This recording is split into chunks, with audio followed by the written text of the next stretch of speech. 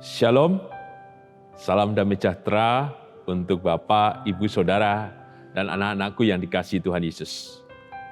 Semoga semuanya dalam keadaan baik dan sehat oleh karena berkat dan pertolongan Tuhan kita Yesus Kristus.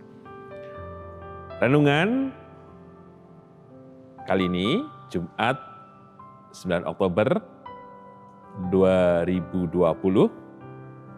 didasarkan dari Injil Lukas, pasal 11, ayat 5 sampai dengan ke-13. Sebelum kita bersama merenungkan sabdanya, mari kita menyatukan hati di dalam doa.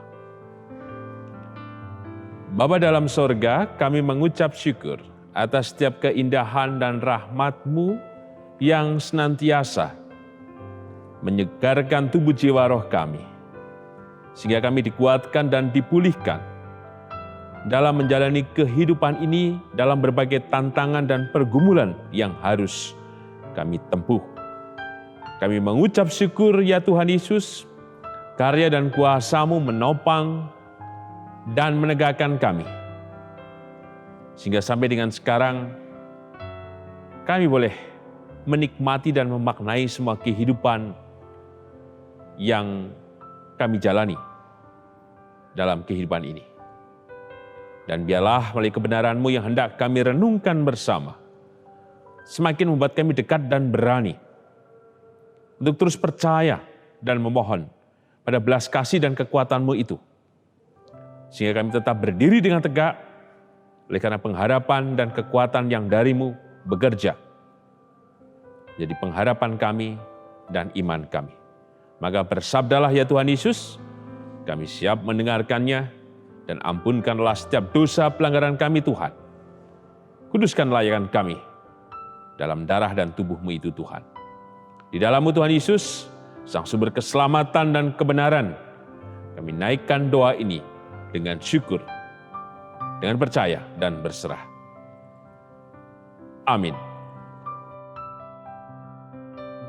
Bapak, Ibu, serta saudara dan anak-anakku, mari kita merenungkan sabdanya yang didasarkan dari Injil Lukas pasal ke-11, ayat 5 sampai dengan ayat yang ke-13, dengan judul perikop, Hal Berdoa. Lukas 11, ayat 5 sampai dengan ayat yang ke-13. Demikian sabda Tuhan. Lalu katanya kepada mereka, jika seorang di antara kamu pada tengah malam pergi ke rumah seorang sahabatnya dan berkata kepadanya, Saudara, pinjamkanlah kepadaku 3 roti, sebab seorang sahabatku yang sedang berada dalam perjalanan singgah ke rumahku, dan aku tidak mempunyai apa-apa untuk dihidangkan kepadanya. Masakan ia yang di dalam rumah itu akan menjawab, jangan mengganggu aku. Pintu sudah tertutup dan aku serta anak-anakku sudah tidur. Aku tidak dapat bangun dan memberikannya kepada saudara. Aku berkata kepadamu, sekalipun ia tidak mau bangun dan memberikannya kepadanya karena orang itu adalah sahabatnya, namun karena sikapnya yang tidak malu itu, ia akan bangun juga dan memberikan kepadanya apa yang diperlukannya. Oleh karena itu aku berkata kepadamu, mintalah, maka akan diberikan kepadamu. Carilah, maka kamu akan mendapat. Ketoklah, maka pintu akan dibukakan bagimu. Karena setiap orang yang meminta, menerima. Dan setiap orang yang mencari, mendapat. Dan setiap orang yang mengetok, baginya pintu dibukakan. Bapa, manakah di antara kamu, jika anaknya minta ikan daripadanya, akan memberikan ular kepada anaknya, itu ganti ikan? Atau, jika ia minta telur, akan memberikan kepadanya kalajengking? Jadi, Jika kamu yang jahat tahu memberi pemberian yang baik kepada anak-anakmu, apalagi Bapamu yang di sorga, Ia akan memberikan Roh Kudus kepada mereka yang meminta kepadanya. Berbahagialah kita yang merenungkan sabdanya, dan berbahagialah kita yang percaya. Haleluya. Amin. Bapak, Ibu, Saudara, dan anak-anakku yang dikasihi Tuhan, tema renungan Jumat 9 Oktober 2020, keluarga yang takut akan Allah. Karena saat ini kita sudah memasuki bulan keluarga. Jika kita perhatikan ayat 5 dan ke-8, atau ayat 5 sampai dengan ke-8, jelas menggambarkan hubungan yang baik antara dua orang yang disebut saling mengenal, bahkan menyebut satu sama lain sebagai sahabat atau saudara. Teks ini menjelaskan bahwa kedekatan itu dibangun pada situasi-situasi yang tidak hanya menyenangkan saja. Bahkan di saat salah satu mengalami kondisi yang terdesak dan ia memerlukan pertolongan dalam waktu yang menurut cara pandang orang tidak baik. Tetapi karena hubungan yang dekat itu, sehingga salah satu pihak memberanikan diri untuk meminta tolong kepada sahabat atau saudaranya. Bagi yang meminta, ia menyebut sahabatnya sebagai saudara. Karena ia memiliki kedekatan dan memang menganggap atau menggantungkan persoalannya untuk menyelesaikan apa yang terjadi dalam dirinya, hanya satu-satunya yang bisa dimintai tolong adalah saudara atau sahabatnya. Sekalipun tentu ia sadar ketika meminta saudaranya yang mengganggu. Karena apa? Jika membaca ayat ke-7, jangan mengganggu aku, pintu sudah tertutup dan aku serta anak-anakku sudah tidur. Aku tidak dapat bangun dan memberikannya kepada saudara. Yang meminta tentu sadar bahwa saudaranya sedang tidur. Sedang pulas-pulasnya. Bahkan bukan dirinya tetapi seluruh anggota keluarganya. Tetapi ia tidak punya pilihan lain.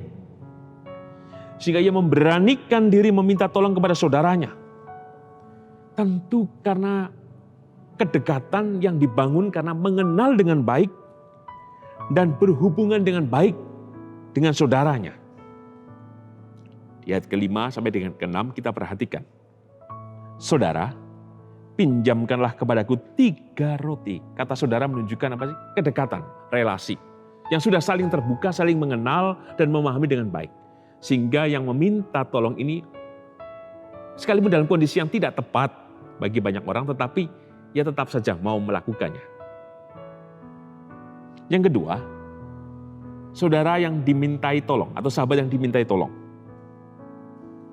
Tentu ia tidak bisa menolak.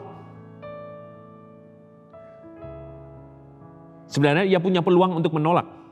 Karena ia dalam posisi yang nyaman, aman, sedang tidur, enak bersama dengan anak-anaknya. Tetapi karena hubungan yang baik, karena kedekatan itu, maka kesusahan sahabat atau saudaranya adalah kesusahan dirinya.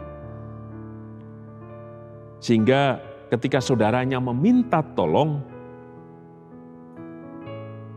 dia mau bangun dari tidur, artinya ia mengambil tanggung jawab juga atas kesusahan atau persoalan yang sedang dihadapi oleh saudaranya.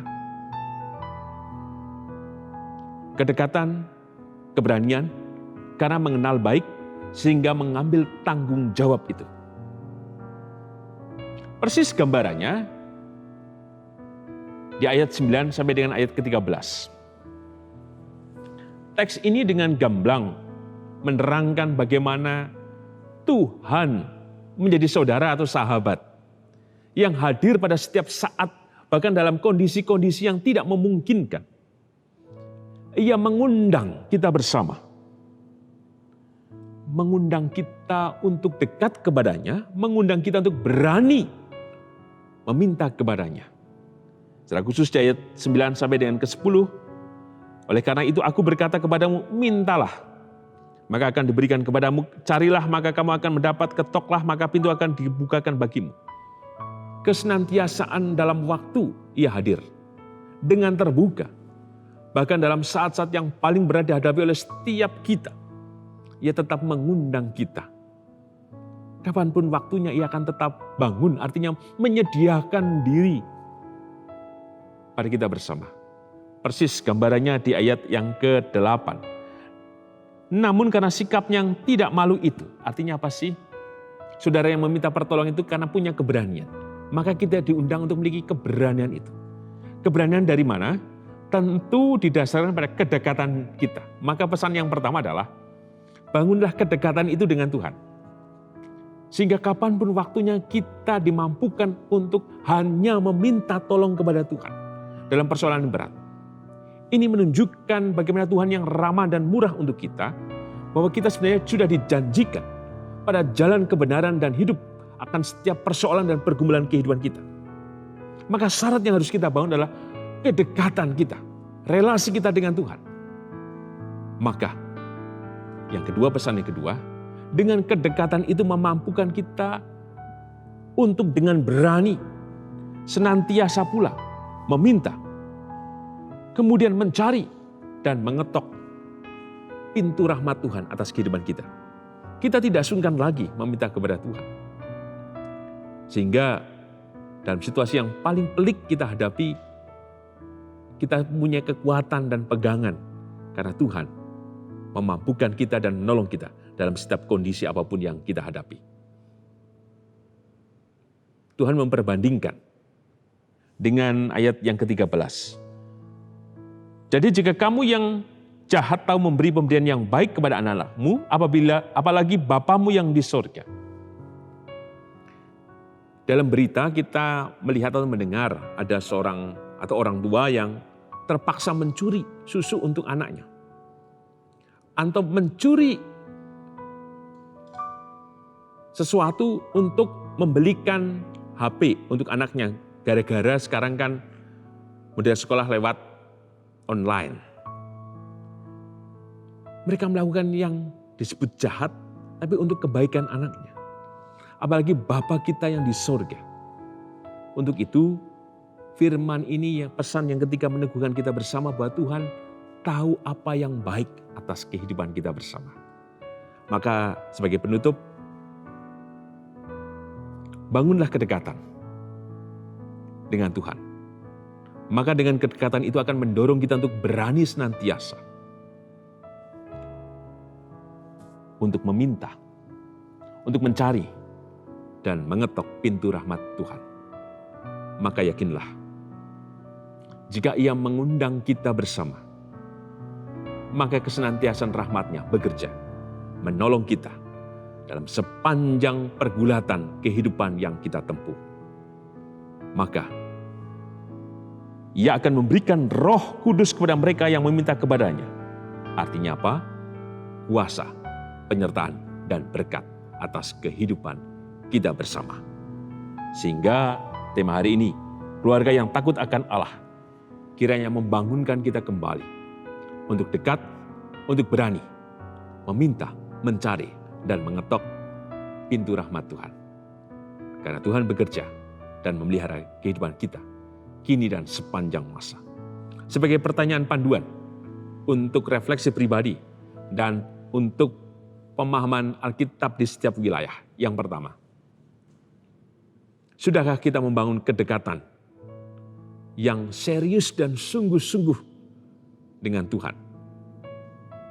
Yang terwujud bukan hanya dalam sikap doa atau ritual dalam ibadah kita, tetapi menunjukkannya dalam sikap hidup dan perilaku kita, dalam kehidupan pribadi, keluarga, gereja, masyarakat, dan bangsa. Yang kedua, apakah kita sudah berusaha dengan sungguh-sungguh pula mau berjuang dengan sekuat tenaga dalam kehidupan ini hanya menggantungkan pada kekuatan dan cinta Tuhan yang senantiasa terbuka, memberikan rahmat atas kehidupan kita bersama. Amin. Demikian renungan mingguan Jumat 9 Oktober 2020. Bapak, Ibu, Saudara, dan anak-anakku, mari kita menyatukan hati di dalam doa. Kami mengucap syukur akan kebenaran sabda-Mu yang terjadi atas kami, bahwa Engkau mengundang kami memiliki kedekatan dan keberanian untuk meminta, mencari, dan mengetok. Maka biarlah Engkau yang membangkitkan semangat spiritualitas kami, Tuhan, untuk dengan serius dan sungguh-sungguh menjalani kehidupan ini yang bergantung kepada-Mu, Tuhan. Sehingga dalam segala perkara, kehidupan, tantangan, pergumulan, dan pergulatan hidup kami hanya menggantungkan seluruhnya kepada-Mu. Maka teguhkan iman kami, bahwa kami akan mendapat rahmat dan kasih-Mu. Mampukan kami percaya, mampukan kami terus-menerus menghayati iman kami. Saudaraku, dalam bulan keluarga ini, tema keluarga yang takut akan Engkau, Tuhan. Biarlah kami yang takut, berarti kami yang dekat dan sungguh-sungguh untuk mengikut-Mu, maka kiranya terjadi atas kehidupan rumah tangga kami, sehingga kehidupan rumah tangga kami hanya berlandaskan pada pengharapan iman kami kepada-Mu, ya Tuhan Yesus. Berkati kami, sertai kami dan peliharalah kami dengan kuasa dan kasih-Mu, ya Tuhan. Karena kuasa kasih-Mu terjadi atas kami, maka kami berdoa secara khusus, Tuhan, untuk kehidupan hamba-hamba-Mu. Secara khusus untuk Ibu Rusmiati Buyung, Ibu Sarno, Ibu Tugira Sariman, Ibu Tiem Mangun Sentono, Bapak Siswo Prayitno, Bapak Saharun, Ibu Sri Sutini Parwoto Hadi, Bapak Sadal Paulus, Bapak Christian Dauriwu, Bapak Ibu Marti Utomo, Bapak Sugiono Hadi Hartono, Ibu Sri Mulyani, Bapak Ibu Priyono, Bapak Joni Suminaryo, Bapak Yonatan Purwoko, Bapak Sudarsono, Bapak Wilson Siagian, Bapak Ngatimin, Ibu Tati Ratmiati, Ibu Arum Sari, Bapak Budiandono, Ibu Murning Tias Goping, Bapak Warsito Utomo, Ibu Siwiati Sriwiati, Bapak Rasdiman, Bapak Sejantono, Bapak Bambang Sularso, Bapak Simon Sugito, dan beberapa jemaat yang tidak bisa kami sebutkan satu persatu. Tolonglah mereka, ya Tuhan, dalam berkat damai dan kekuatan cinta-Mu atas setiap kondisi dan kelemahan fisik mereka. Kami yakin Engkau hadir, Tuhan, memberikan kekuatan, memberikan kesegaran, dan terlebih pemeliharaan-Mu yang sempurna melalui kuasa dan mukjizat-Mu bekerja atas kehidupan hamba-hamba-Mu ini. Demikian juga kami berdoa untuk keluarga besar almarhumah Ibu Tampe Nawas dan keluarga besar Bapak Sumarjo. Kami percaya, Tuhan, Engkau hadir atas kehidupan hamba-hamba-Mu ini. Biarlah Engkau memberkati keluarga besar almarhum Ibu Tampe Nawas, memberikan kekuatan, kesegaran, damai, dan berkat yang memulihkan. Demikian juga atas kehidupan keluarga besar almarhum Bapak Sumarjo. Engkau menolong, memberkati keluarga yang berduka cita. Dan Engkau gantikan dan kekuatan dan berkat yang besar atas kehidupan hamba-hamba-Mu ini, Tuhan. Kami juga berdoa, ya Tuhan, untuk kehidupan bergereja di GKJ Sarimulyo. Secara khusus persiapan penabisan yang kami rencanakan pada tanggal 29 November 2020. Biarlah Engkau yang bekerja dalam kasih damai dan berkat-Mu. Dan kehendak-Mu yang menjadi Tuhan atas rencana kami. Karena dalam situasi yang tidak mudah yang kami hadapi di masa bencana COVID-19 ini, Tuhan. Biarlah hanya hikmat, kasih, dan penyertaan-Mu yang menyatakan itu, Tuhan. Sehingga apa yang kami rancangkan dan rencanakan, kami kembalikan pada pertolongan, hikmat, dan kuasa-Mu saja, ya Tuhan Yesus. Demikian juga kami berdoa untuk bangsa dan negara kami. Tolonglah, ya Tuhan, redakan, pulihkan bangsa dan negara kami dalam damai, berkat, dan kemurahan-Mu.